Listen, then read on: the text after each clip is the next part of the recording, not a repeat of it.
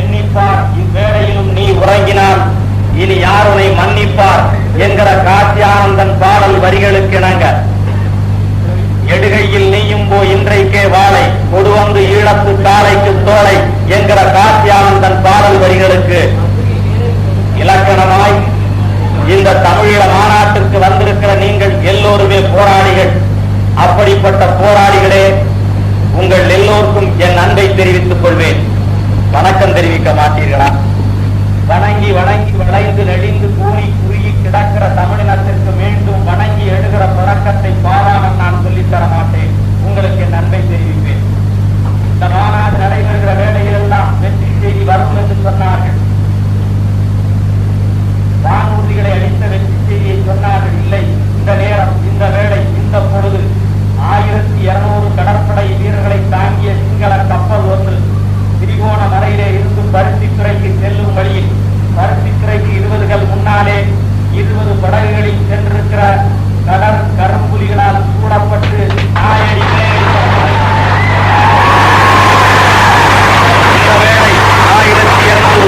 எப்படி காப்பாற்றுவது என்றவர்கள் கலங்கி தவித்துக் கொண்டிருக்கிறார்கள். உலகம் பார்த்துக் கொண்டிருக்கிறது. அந்த படை நாயடி பேயடி பட்டுக் கொண்டிருக்கிறது. அந்த படையினுடைய போர்க்கலை தாக்கம் பற்றி என்னை பேச சொல்லி இருக்கிறார்கள். போர்க்கலை தாக்கம் உலகம் பூராவும், அந்த போர்க்கலையினுடைய தாக்கம் இந்தியாவிற்கு, அந்த போர்க்கலையினுடைய தாக்கம் இலங்கை தீவிலே, அந்த போர்க்கலையினுடைய தாக்கம் விடிய விடிய சொல்லலாம். எரிக் சோழம் நார்வே நாட்டுக்காரர், எரிக் சோழம் நார்வே நாட்டுக்காரர், அவர்களே விரும்பி அழைத்த நார்வே நாட்டுக்காரர். அதோ யாத்திரதாரத்தை 100 நாடுகள் ஒப்புக்கொண்டிருக்கின்றன. ஒரு நாடென்று யாத்திரதாரத்தை 100 நாடுகள் ஒப்புக்கொண்டிருக்கின்றன. எங்கள் தம்பியை ஒரு நாடென்று ஒப்புக்கொள்ள ஒரு நாடும் கிடையாது, ஒரு நாடும் கிடையாது. ஆனால் எங்களுக்கு வவுனியா காடு இருக்கிறது. அந்த காட்டிலே தான் எங்கள் தம்பி இருக்கிறார். எரிக் சோழம் தம்பியை பார்க்க வேண்டும். எரிக் சோழம் போகிறார். போகும்போது மண், வரும்போது அருவி, அதே இடம். போகும்போது மண், வரும்போது அருவி, அதே இடம். எரிக் சோழம் வியந்து போகிறார். அருகில் தலக் தலக் என்ற ஓசையுடன் விலங்குகள் தண்ணீர் குடித்துக் கொண்டிருக்கின்றன. அருகில் தலக் தலக் என்ற ஓசையுடன் விலங்குகள் தண்ணீர் குடித்துக் கொண்டிருக்கின்றன. எரிக் சோழம் அந்த காட்டு வழியே போகிறார். எரிக் சோழம் அந்த காட்டு வழியே போகிறார். காட்டு வழியே போகிறார். நினைத்து பார்க்கிறார், இவ்வளவு விலங்குகள் உதவுகிற இந்த காட்டில் இருக்கிறவர்கள் இந்த விலங்குகளை விட பயங்கரமானவர்களாகத்தான் இருக்க வேண்டும், இந்த விலங்குகளை விட கொடியவர்களாகத்தான் இருக்க வேண்டும் என்று அவர் கருதி கொண்டு போகிறார். அங்கே போய் கேட்கிறார், உங்களுக்கு என்ன வேண்டும் என்று கேட்கிறார். எரிக் சோழம் கேட்கிறார், என்ன வேண்டும் என்று கேட்கிறார். எங்கள் சாதாரண நடந்த ஊர்களை எங்களுக்கு மீட்டு தாருங்கள். பாடும் குருவிகள் எமக்கானதாய், பூக்கும் மலர்கள் எமக்கானதாய், விளையும் வயல்களும் அசையும் ஆறுகளும் எமக்கானதாய் பெற்றுத் தாருங்கள். நாம் பல்லக்கு தூக்கிகள் என்ற நினைப்பை அவர்களை மாற்ற சொல்லுங்கள். ஈழத் தமிழர்கள் ஏதோ இழிவிரவைகள் என்கிற ஆழ படிமத்தை அகற்ற சொல்லுங்கள். நாங்கள் கூண்டு பறவைகள் அல்ல, அடையாள அட்டை சுமக்கும் அந்நியர் அல்ல. கொல்லவும் கொன்று புதைக்கவும், கொல்லவும் கொன்று புதைக்கவும், வழியில் பிடிக்கவும், மறுவழில் வதைக்கவும் எமக்கு எழுதிய விதியை அழிக்க சொல்லுங்கள். இது எம் தாயின் மடி, இது எம் தாயின் மடி. இந்த மண்ணில் ஒவ்வொரு துகளிலும் எம் முந்தையின் மூச்சு படிந்துள்ளது. விரிந்து பறந்துள்ள மரங்கள் ஒவ்வொன்றிலும் எம் பரம்பரையின் உறுதி தெரிந்துள்ளது. எமக்கானதை மட்டுமே நாங்கள் கேட்கிறோம். அவர்கள் நிலத்தில் ஒரு அடி கூட நாங்கள் கேட்க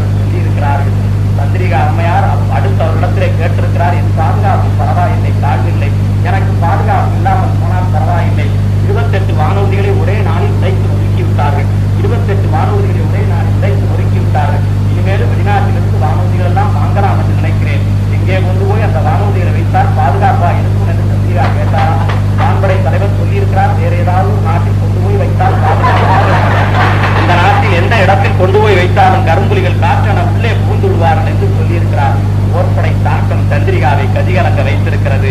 இப்போது நாம் போர் நிறுத்தம் அறிவித்தோம். போர் நிறுத்தம் அறிவித்த போதும் அவர்கள் போர் நடத்தினார்கள். எதிரி கையை கட்டி கொண்டிருக்கிற போது எட்டி அறைகிற வீரர்கள் அவர்கள். அதனால் நாம் போர் நிறுத்தம் நடத்திய போது அவர்கள் போர் நடத்தினார்கள். அவர்கள் போர் கருவிகளை கொண்டு வருகிறார்கள். அதற்கு பெயர் சொல்கிறான் தமிழிலே, பல்குழல் எரிகணை செலுத்தி, பல்குழல் எரிகணை செலுத்தி மல்டி பேரல் செல், மல்டி பேரல் செல், ஒரே நேரத்தில் 640 செல்களை 640 எரிகணை வீசக்கூடியது. அதை ஓட்டி கொண்டு வருகிறான். பல்குழல் எரிகணை செலுத்தி ஓட்டி கொண்டு வருகிறான். அவன் தொடுக்கிற அந்த போருக்கு அக்னி தீபா என்று பெயர் வைத்திருக்கிறான். பீச்சுவாலை என்று பொருள். அவன் 2.5 கிலோமீட்டர் தூரம் முன்னே வந்து விட்டான். உடனே மகிழ்ச்சி கூட்டாளுகிறான். வாருங்கள், 2.5 கிலோமீட்டர் தூரம் நாங்கள் முன்னேறி விட்டோம், முன்னேறி விட்டோம், முன்னேறி கொண்டிருக்கிறோம் என்று அவன் மகிழ்ச்சியா இருக்கிறான். அவன் 2.5 கிலோமீட்டர் தூரம் முன்னேறி இருக்கிறான். அவன் முன்னேறிய பகுதிக்குள் நம்முடைய பிள்ளைகள் போய் புகுந்து விட்டார்கள். அதனாலே என்ன நடந்தது என்று பார்த்தால், 2.5 கிலோமீட்டர் தூரம் உள்ளே விட்டு இவர்கள் திருப்பி அடிக்கிறார்கள். அடிவாங்கி கொண்டு அவன் ஓடுகிறான். அவன் அடிவாங்கி கொண்டு உயிர் படைக்க ஓடுகிறான். ஓடுகிற வழியெல்லாம் அவர்கள் கன்னி வெடியை புதைத்து வைத்திருந்தார்கள்.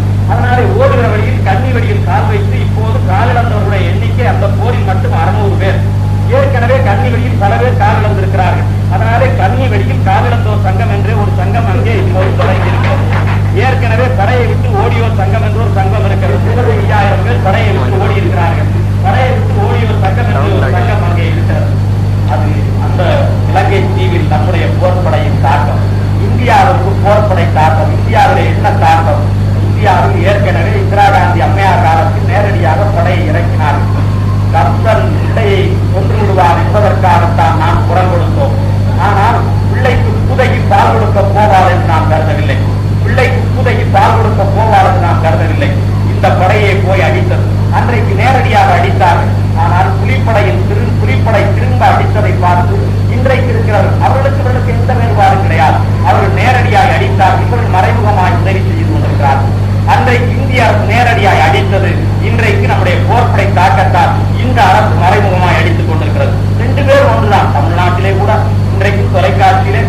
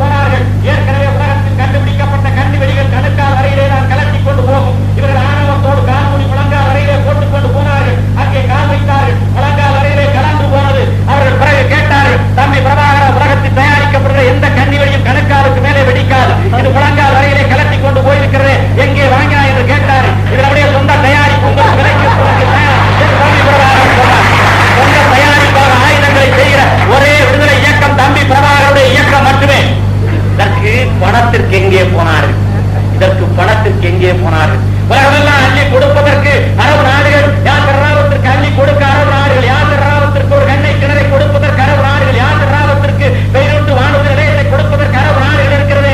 அது ஒரு அள்ளி கொடுப்பதற்கு யார் இருக்கிறார்கள்? எது கொண்டு இயக்கம் தொடங்கினான்? எது கொண்டு இயக்கம் தொடங்கினான்? எது கொண்டு தொடங்கினான்?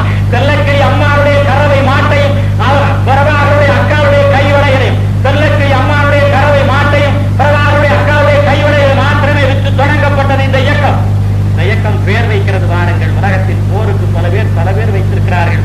ஆனால் பேர் வைத்தது தவளை போர். தண்ணீரிலேயும் மண்ணிலேயும் ஒரே நேரத்தில் போர் நடத்தினார்கள். தவளை போர் என்று பெயர் வைத்தார்கள். தவளை போர் என்று பெயர் வைத்தார்கள். சிங்களவன் சிங்கள ஏட்டில் படம் போட்டான். சிங்கள ஏட்டில் படம் போட்டான். ஒரு தவளை ஒரு காலால் கப்பல் படையும் இன்னொரு காலால் தரைப்படையும் உதைப்பது மாதிரி சிங்களவனை படம் போட்டான். தவளை போரில் அந்த அடி அடித்தார்கள். சிங்களவனை படம் போட்டான். தவளை ஒன்று தரைப்படையும் கடற்படையும் ஒரே நேரத்தில் 2 காலாலை உதைப்பது மாதிரி படம் போட்டான். நாம் அலைகள் ஓய்வதில்லை, படம் பார்த்து ஓய்ந்து போனோம். நாம் அலைகள் ஓய்வதில்லை, படம் பார்த்து ஓய்ந்து போனோம். அவர்கள் ஓயாத அலைகள் 1, 2, 3 என்று 3 ஓயாத அலைகள் கொண்டு வந்து நிறுத்தினார்கள். புலிப்பாய்ச்சல் 1, 2 என்று கொண்டு வந்து நிறுத்தினார்கள். பூநகரி முகாமை தாக்கினார்கள். 300 கோடி ஆயுதத்தை அள்ளினார்கள். முல்லை தீவை தாக்கினார்கள். பல கோடி ஆயுதம் அள்ளினார்கள். நெல்லி அடியில் ஒரு காலத்தில் மில்லர் மோதினான். பல கோடி ஆயுதம் அழிந்தது. பிறகு தம்பி பிரபாகரனுக்கு அகவை ஆனது. அழிக்கக்கூடாது, அதை எல்லாம் கைப்பற்ற வேண்டும் என்று சொல்லி முறையை மாற்றினார். இப்போது எந்த போரானாலும் அள்ளி கொண்டு வருவதுதான். ஏற்கனவே நாம் இங்கே இருந்து அழித்து விட்டு வருகிற போர்களை மேற்கொண்டோம். இப்போது அள்ளி கொண்டு வருகிற போரை மேற்கொண்டு வருகிறார்கள். ஆயுதங்களை அவர்களிடத்தில் இருந்துதான் அள்ளி கொண்டு வருகிறார்கள். நம்மிடத்திலே வான்படை இல்லை என்று சொல்லி அவர்கள் செக்கலி கொட்டிய காலம். நம்முடைய ஐயா அப்பையா என்று ஒரு அதிசய மனிதன் அந்த மண்ணிலே இருக்கிறார். அந்த அப்பையா என்னவெல்லாமோ செய்வார் என்று அவர்கள் சிங்கள ஏட்டிலே